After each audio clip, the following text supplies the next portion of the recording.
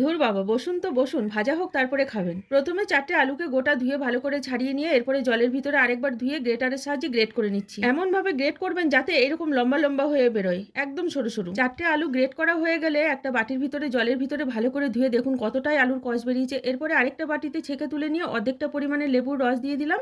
এরপরে আবার আলুগুলো ওই লেবুর রসের মধ্যে দিয়ে ১০ মিনিটের জন্য ঢাকা দিয়ে রেখে দিলাম। ১০ মিনিট পর ঢাকাটা তুলে নিয়েছি। দেখুন বন্ধুরা, আলুগুলো কতটাই ড্রাই হয়েছে। ১০ মিনিট পর ঢাকনাটা তুলে আলুগুলোকে ভালো করে ছেঁকে তুলে নিয়েছি। এরপর একটা সুতির কাপড়ে আলুগুলোকে মেলে দেবো যাতে আলুর গায়ে কোনো জল না থাকে। আপনারা চাইলে হালকা রোদে বা হালকা ফ্যানের হাওয়াতে শুকিয়ে নিতে পারেন। এরপরে কড়াইতে তেল গরম হয়ে গেছে, এক মুঠো আলু দিয়ে ভালো করে নেড়ে চেড়ে ভেজে তুলে নিলাম। একটা প্লেটে টিস্যু পেপার পেতে তার ভিতরে আলুর চিপসগুলোকে রাখবো আর ছড়িয়ে দেবো যাতে টিস্যু পেপারে তেলটা টেনে নেয়। এই প্রসেসে সবগুলো চিপস একই রকম ভাবে ভেজে নেবো। আরে দাঁড়ান, এখনো কাজ শেষ হয়নি, স্বাদ আরো বাড়াতে হবে। এরপর একটা ফ্রাই প্যানে অল্প একটু তেল দিয়ে 50 গ্রাম বাদাম আর কিছু কারি পাতাকে ভেজে একসঙ্গে মিশিয়ে দেবো আলু চিপসের মধ্যে। অসাধারণ খেতে।